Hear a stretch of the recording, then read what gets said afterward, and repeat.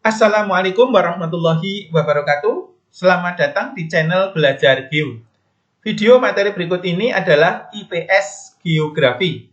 Ini adalah materi kelas 10 di kurikulum Merdeka. Kami ucapkan selamat pula kalian kelas 10 sudah memasuki dunia kampus SMA. Pada kurikulum Merdeka, fase E terdiri dari kelas 10 dan kelas 11. Dan materi geografi di kelas 10 SMA ini terbagi menjadi pengantar ilmu geografi dan fenomena geosfer. Pengantar ilmu geografi mulai dari perkembangan ilmu geografi sampai penelitian geografi. Sementara pada fenomena geosfer mulai dari litosfer sampai antroposfer. Video kali ini kita akan membahas perkembangan ilmu geografi. Namun sebelumnya jangan lupa like, subscribe, dan juga bunyikan tanda lonceng agar kalian mendapatkan informasi atau notifikasi ketika channel Belajar Geo mengupload materi-materi yang terbaru. Kita awali dari pengertian geografi. Geografi berasal dari bahasa Yunani, kata geos artinya bumi, dan grafein artinya mencitrakan atau melukiskan, menjelaskan, menerangkan. Secara etimologis, geografi adalah ilmu yang menggambarkan atau melukiskan bumi, atau ilmu yang mempelajari bumi. Namun pengertian yang lebih lengkap adalah disepakati pada acara Seminar dan Lokakarya Internasional tahun 1988 di Semarang, bahwa geografi adalah ilmu yang mempelajari persamaan dan perbedaan fenomena geosfer serta interaksi manusia dengan lingkungannya dalam konteks ruangan, kelingkungan, dan kewilayahan. Kapan ilmu geografi itu lahir? Berdasarkan asal-usulnya, ilmu geografi termasuk ilmu yang tua. Karena istilah geografi sudah ada sejak 300 tahun sebelum Masehi, ketika Eratosthenes menerbitkan buku Geographia dan mengartikan geografi itu sebagai gambaran atau tulisan permukaan bumi. Tapi secara detail, perkembangan ilmu geografi kita akan bisa jelaskan ke dalam 5 zaman. Geografi klasik, abad pertengahan, modern, geografi akhir abad 19 sampai awal abad 20, dan geografi mutakhir. Kita akan jelaskan satu persatu perkembangan geografi. Kita mulai dari geografi klasik atau geografi zaman Yunani Romawi, kurang lebih 600 sebelum Masehi hingga tahun 400 Masehi. Pada zaman ini, pandangan manusia tentang bumi masih dipengaruhi oleh mitologi dan cerita rakyat. Namun sudah terjadi atau muncul pembuatan buku geografi pertama yang dilakukan oleh Eratosthenes dan penemuan peta oleh Ptolemeus dengan teknik periplus, yaitu teknik pembuatan peta dengan sudut pandang dari laut, sehingga yang digambarkan utamanya adalah garis pantai dan titik-titik penting di pantai seperti pelabuhan. Tokohnya antara lain adalah Thales, Thales, yang menggali informasi dari berbagai perjalanannya di berbagai tempat. Kemudian Strabo, Herodotos, walaupun bapak ahli sejarah, Herodotos ini itu sudah menghasilkan sumbangan bagi ilmu geografi, yaitu membuat catatan di sekitar Timur Tengah dari perjalanannya. Pitis mengukur jarak matahari dengan bumi.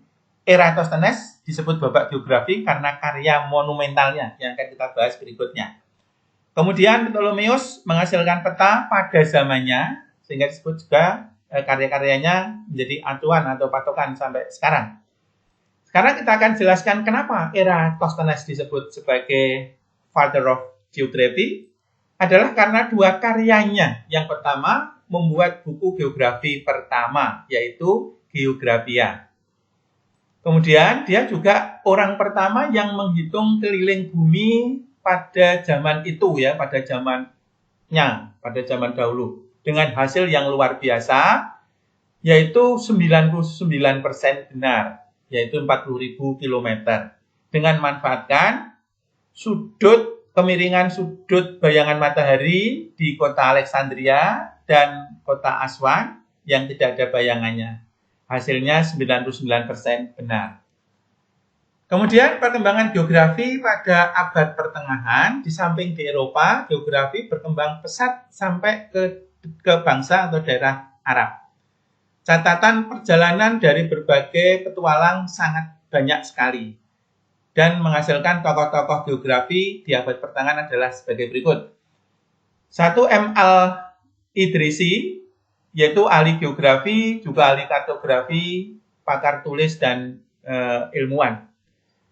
Yang kedua adalah Ibnu Batutah yang sudah sangat kesohor. Dia melakukan perjalanan melintasi 44 negara, termasuk singgah di wilayah Indonesia, ya, di Samudra Pasai. Inilah perjalanan dari Ibnu Batutah, ya. Kemudian Ibnu Khaldun, ini dari Tunisia, ilmuwan, ahli politik, dan juga seorang ekonom Islam pada masanya. Juga monumental perjalanan Marco Polo yang dibukukan dalam Imago Mundi. Dia menjelajahi dunia.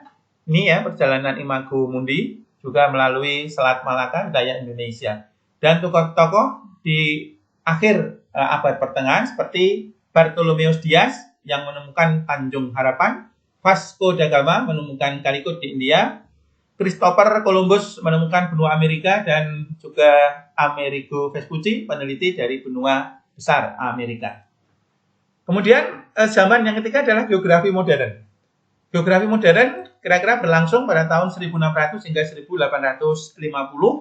Di mana geografi ini mencapai puncak perkembangannya pada masa itu dengan ditetapkan sebagai ilmu yang lengkap dan masuk pada kurikulum universitas di Eropa.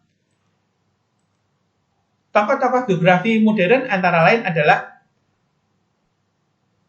Bernard Varenne atau dikenal dengan Varenius, Immanuel Kant, Alexander von Humboldt, ini Alexander von Humboldt, dan Karl Ritter.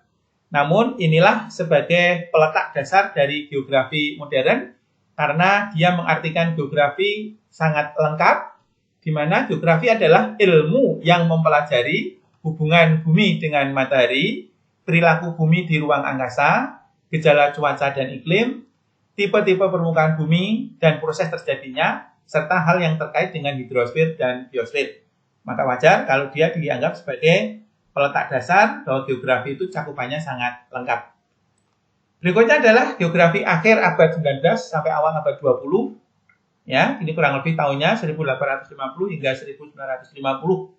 Pandangan geografi pada akhir abad 19 ini adalah terutama tertuju pada iklim, tumbuhan, hewan, serta bentangan lahan. Lebih banyak memperdalam geologi atau geografi fisik ya pada kajiannya, dan membuat kajian geografi sosial atau geografi manusia menjadi berkurang. Tokoh geografi pada zaman ini adalah antara lain Frederick Russell, Ferdinand von Richthofen, Elizabeth Huntington, Paul Vidal Lablas, dan Richard Hudson. Namun dua orang inilah yang kemudian menjadi kesohor karena dia telah membuat adanya dua kutub yang berbeda, yaitu dua aliran geografi. Satu adalah paham determinisme, di mana semua kehidupan manusia dipengaruhi dan bergantung pada lingkungan sekitar. Dan manusia tidak akan menang melawan alam. Ini dipelopori oleh Elizabeth Huntington dan Frederick Russell. Seperti pertanian akan berlangsung pada daerah yang datar saja, ataupun pemukiman itu kebanyakan atau umumnya berada pada daerah yang datar. Namun, kemudian muncullah tokoh yang dikenal dengan paham posibilis atau teori kemungkinan bahwa manusia mampu mengubah dan mempengaruhi alam sekitar untuk memenuhi kebutuhan. Pelopornya adalah Paul Vidal Lablas dengan konsepnya adalah genre de vie atau cara hidup, mode of life.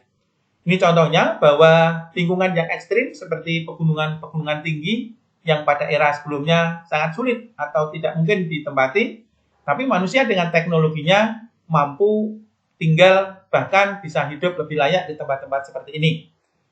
Paul Vidal Lablas mengartikan geografi sebagai ilmu yang mempelajari bagaimana proses produksi dilakukan manusia terhadap kemungkinan yang ditawarkan oleh alam. Inilah yang penting pada zaman akhir abad 19 sampai awal abad 20. Pada saat sekarang, itu dikenal dengan zaman geografi mutakhir, kurang lebih 1950 sampai sekarang. Pandangan geografi sekarang ini mengarah pada upaya pemecahan masalah-masalah manusia. baik itu yang terjadi secara alamiah maupun karena ulah manusia sendiri. Geografi tidak bisa lepas dari ilmu lainnya dan juga menggunakan metode kuantitatif dan piranti komputer sehingga melahirkan geografi teknik. Tokoh-tokoh geografi mutakhir antara lain Richard Hudson, Peter Haggard, Preston James, kemudian juga Frank Debenham. Perkembangan geografi di Indonesia. Kita bisa membagi menjadi 3. Yang pertama adalah pada era kolonial, di mana wilayah era sebelum kolonial, maksud saya, wilayah Indonesia ini hanya menjadi objek bagi para geograf saat berpetualang, seperti Ibnu Battuta, Marco Polo, dan lain-lain. Yang kedua adalah zaman kolonial, terbagi menjadi 2, yaitu pada masa Wales, ya, tepatnya Alfred Russel Wallace, ini adalah kebangsaan Inggris. Pada masa itu memperkenalkan kajian geografi dengan meneliti keragaman hayati di wilayah mulai dari Sumatera, Malaysia, sampai di daerah Indonesia Tengah. Dan dia menghasilkan garis Wallace, garis yang membagi wilayah flora fauna di Indonesia Barat dan di Indonesia Timur, yang nantinya akan dilengkapi dengan Weber, ya. Ya, inilah tokoh Wallace yang perkenalkan kajian geografi. Dan pada pemerintah kolonial Belanda, geografi di Indonesia dikenal dengan aardrijkskunde. Ya, inilah ilmuwan-ilmuwan Belanda seperti Van Bemmelen atau ahli geologi yang banyak kajian geologinya di Indonesia, juga Chung Hoon, ya. Ada Oldeman, ini pakar-pakar iklim dari Belanda. Setelah kemerdekaan, istilah geografi belum ada. Hasil terjemahan Ardikkunde menghasilkan nama pelajarannya, namanya adalah ilmu bumi. Ini diperkenalkan oleh Adi Negoro dan Adam Bakhtiar.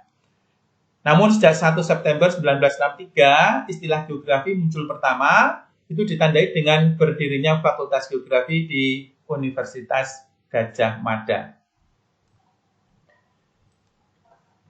Itulah perkembangan geografi di Indonesia. Dan pada akhir video ini kami lengkapi dengan pengertian geografi menurut para ahli. Di Indonesia kita ambilkan 2 tokoh. Yang pertama Bintarto, itu pakar geografi di Indonesia, mengartikan geografi sebagai ilmu pengetahuan yang mencitrakan, menerangkan sifat-sifat bumi, menganalisis gejala alam dan penduduk, serta mempelajari corak yang khas mengenai kehidupan, berusaha mencari fungsi dari unsur-unsur bumi dalam ruang dan waktu. Sementara Daljuni, geografi adalah ilmu pengetahuan yang mengajarkan manusia mencakup 3 hal pokok, spasial atau ruang, ekologi atau lingkungan, dan region atau wilayah.